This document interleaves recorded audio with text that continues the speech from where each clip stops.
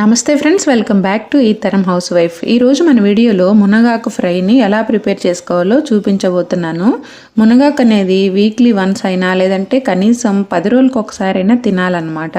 మునగాకు పౌడర్ కానీ తాలింపు కానీ ఏదైనా మనకు ఇమ్యూనిటీని పెంచుతుంది. సీజనల్గా వచ్చే జలుబు దగ్గుల నుంచి మంచి ఉపశమనం ఉంటుందండి.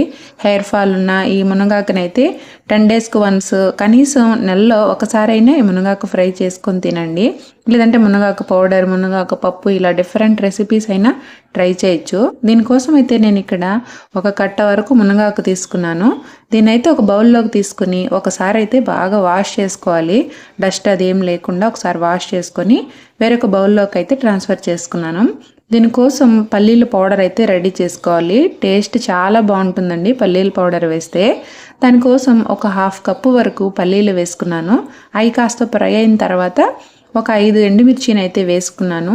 ఇవి మంచి స్పైసీ ఎండుమిర్చి అన్నమాట, నాటు మిర్చి. మీరు కారం తక్కువ తినే వాళ్ళైతే తగ్గించి వేసుకోండి, ఎక్కువ తినే వాళ్ళైతే ఇంకా పెంచుకోవచ్చు. అవి చల్లారిన తర్వాత మిక్సీ జార్లో కొంచెం బరకగా గ్రైండ్ చేసుకోవాలి. ఇందులోనే ఒక 7-8 వెల్లుల్లి రెబ్బల్ని కూడా వేసుకొని గ్రైండ్ చేసి పక్కన పెట్టుకోవాలి. ఇప్పుడు అదే కడాయిలో ఒక చిన్న టీ గ్లాస్ వరకు నీళ్లు వేసుకోవాలి.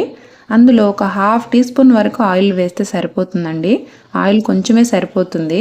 ఒక 1/2 టీ స్పూన్ వరకు సాల్ట్ వేసాను. సరిపోకపోతే లాస్ట్లో వేసుకోవచ్చు అనమాట. ఈ నీళ్లు కాస్త మరిగి సాల్ట్ కరిగిన తర్వాత మనం శుభ్రంగా కడిగి పక్కన పెట్టుకున్న ఈ మునగాకునైతే ఇందులో వేసుకోవాలి. వేసుకున్న తర్వాత ఈ ఉప్పు వాటర్లో ఈ మునగాకు బాగా కలిసే విధంగా ఒకసారి కలిపేసుకోవాలన్నమాట. మీరు తీసుకునే క్వాంటిటీని బట్టి వాటర్ అనేది యాడ్ చేసుకోవాలండి. తర్వాత దీనిపైన మూత పెట్టేసి సిమ్లో కానీ మీడియం ఫ్లేమ్లో కానీ పెట్టి మధ్య మధ్యలో కలుపుకుంటూ ఒక 5-6 నిమిషాల పాటు ఇలా ఉడికించుకోవాలన్నమాట. పైకి కింద కలుపుకుంటూ ఉండాలి మధ్య మధ్యలో మూత తీసి. అది బాగా ఉడికిన తర్వాత మనం ముందుగా ప్రిపేర్ చేసుకున్న ఈ పల్లీల పౌడర్ అయితే ఇందులో వేసుకోవాలి.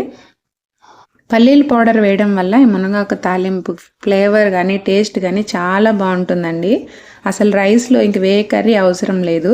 ఈ మునగాకు ఫ్రైతోనే కలుపుకొని తినేయచ్చు అనమాట. అంత బాగుంటుంది టేస్ట్.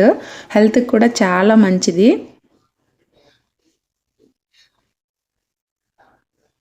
మనకు ఏదైనా స్టమక్లో ఏదైనా ప్రాబ్లమ్స్ ఉన్నా, లేదంటే కొంతమందికి మలబద్ధకం ఉంటుంది, అలాంటి వాళ్ళకైనా, లేదంటే కొంతమందికి ఊరికే జలుబులు దగ్గులు ఇలా వస్తూ ఉంటాయి, అలాంటి వాళ్ళకి మునగాకు రెసిపీస్ చేసి పెడుతూ ఉండండి రెగ్యులర్గా. అంటే 10 డేస్కి లేదా వీక్లీ వన్స్.